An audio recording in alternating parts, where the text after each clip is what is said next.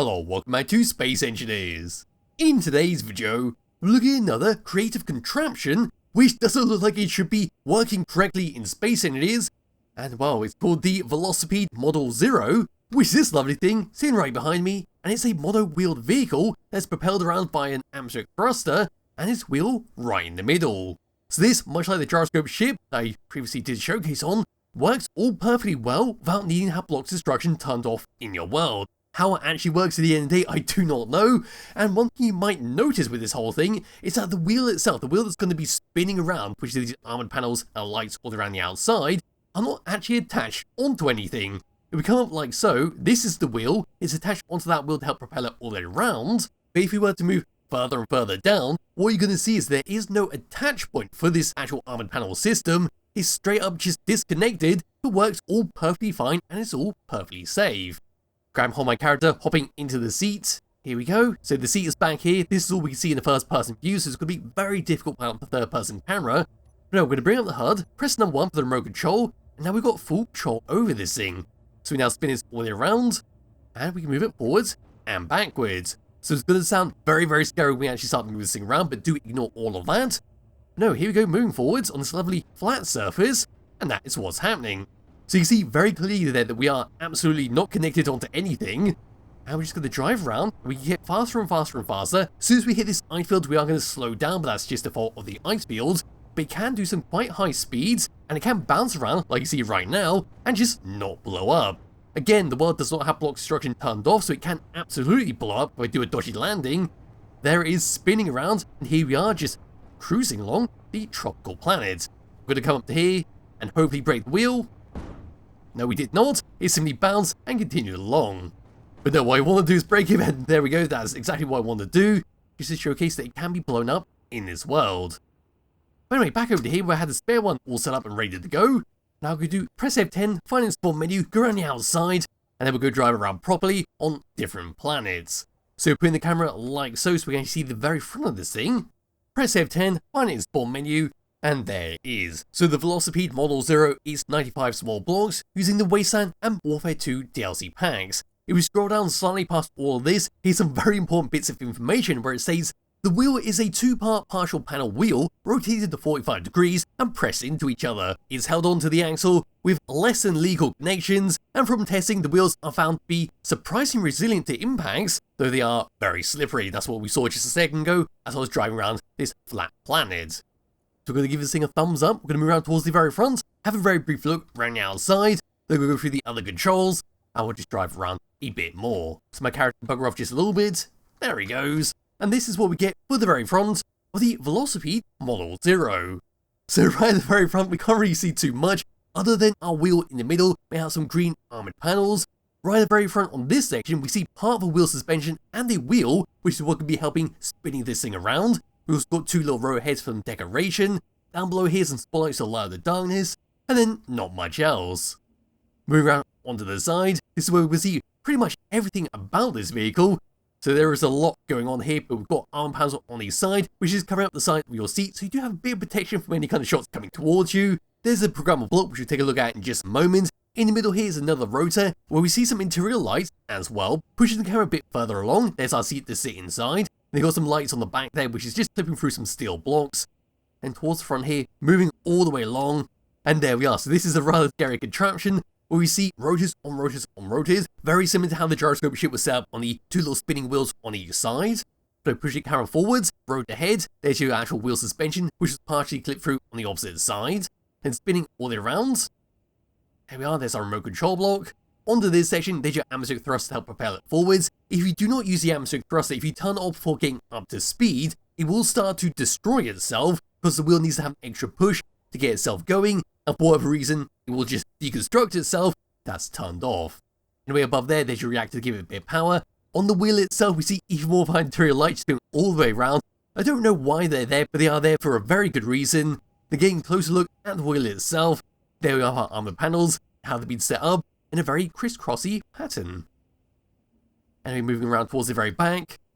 Gyroscopes, there's the atmospheric thruster, there's our rear brake lights, they're moving all the way up and looking down.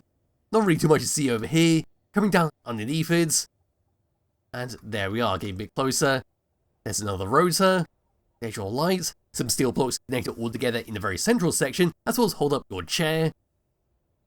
Then around to here, not too much to talk about. It's a very odd setup overall, and at the end of the day, I have no idea how this is working, or how they got this working, especially because the wheel is fully detached from the whole system. It is still being treated as a traditional rotor wheel setup. But no, I'm going to grab hold of my character, come all the way up to this, hit the programmable block, into here, what do we have? And what it looks like it is custom script, made this whole thing work, so we won't go through that. I'll just hop into the chair, bring up the HUD, press number 1, and here are the only 2 controls we get. So we've got number 1, number 2 to increase the speed or decrease the speed. The leaving on default is perfectly fine, and probably the safest option when driving this vehicle around. But as for that, there's no other controls. Here we go in first person view, moving forward very carefully now, just tapping it very gently. And there's the wheel just spinning around. Looking down, you see the central rotor is also spinning around. Third person view looking down. There we are, and moving backwards. And there we are with that. And of course speeding up, tilting this down. And there we are. We do bounce around quite a lot. That was stated on the Steam Workshop page itself. It slips, it slides. The wheel at the back there gets a little bit angry occasionally, but do ignore that. And while we're on the ice there, it's just going to glide along there till we actually make contact with the ground, or something weird happens and the wheel just disintegrates for no reason whatsoever. But now we're going to move over to another planet and see if that actually fixes the issue. That did not happen during my testing. I was testing around for about half an hour now. But that's a very odd thing to happen. And I suppose we will go over to the Mars-like planet to see what's going on with that. So here we go on Mars, moving forwards. And it's feeling a little bit better. Yes, the gravity is a bit lower, but still it seems to be working fine this time, not just randomly blowing up. There is a rocket in the distance, but luckily we've got gyroscope controls, so we can just use the mouse to spin it around. It does take a little bit of time to get used to when actually trying to move this thing around. So say start turning around if I want to circle that rock. As you can see, we are going to start sliding around, so we've got to be very, very careful with this thing, and actually maybe make use of the 180 system to stop yourself a lot quicker. But no, slowly moving forwards, spinning around. And there we are, we do sort of slip and slide, but that'll be better on planets with more heavier gravity. Here we go one more time, driving forwards, looking at the wheel, there's the engineer sort of getting crushed up against that rotor. I never noticed that until just now, but that is very, very precarious with how he's sitting. But in the first person view, looking around there, and that's all we can see. I suppose you could attach on a camera if you want to, maybe put a top mount camera on that remote control block, maybe put on the opposite side if you want to do that. Could be very useful for driving around. But no, it does look rather scary in the first person view, and of course the third person view. But if we'll just stop here and head over to the alien planet, see what happens on heavier gravity planets. And so here we go for one final time on the alien planet, moving forwards, and we should get a fair amount of grip on this planet compared to the other two. So driving forwards, and here we are. So yes, we are going up to about 25 meters per second. We're going to hit that tree. Nothing bad's going to happen, although it could go wrong considering how the wheels have been set up. Did not occur to me until just now. So do be careful of small lumps and bumps, especially against trees, because you never know what might happen. I'm going to keep increasing the speed. Hopefully we can keep going up and up and up. There we are, we're now on unlimited speeds. And it looks like we are just going to cap out at about 30 meters per second, which is jolly good stuff. And should be relatively safe while driving around. But at the end of the day, it's not going to be used in survival mode or any kind of long-term adventures, because it is just a fun concept-like ship, where it doesn't really have any kind of practical purposes when traveling around, say, from base to base, exploring new areas, or using it in combat. I suppose that would be quite disastrous to use in combat.